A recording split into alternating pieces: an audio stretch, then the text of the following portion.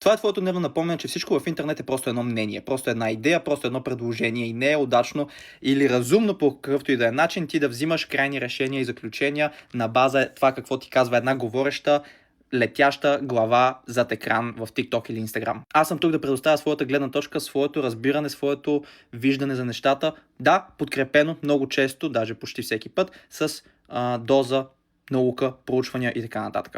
Казвам го това нещо, тъй като под последното видео, което качих относно това, че науката е доказала, че жени бременни, които вдигат тежести, имат ползи от това нещо, а не обратното, както е масовото схващане. И някакъв човек отдолу ми изтипосал, ти кога стана АГ, за да даваш такива съвети? Хулио. Никой не е казал, че трябва да ме слушаш. Мога да се хвана на база, даже че това дори не го е писала жена, а е някой чичак.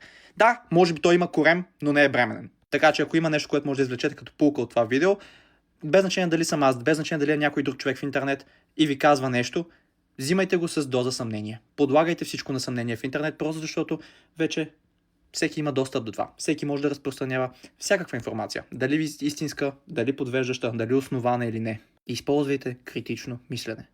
Моля ви. Защото всяка ситуация има нюанс. Не е лесно, но е просто последвайте ме за повече полезно съдържание.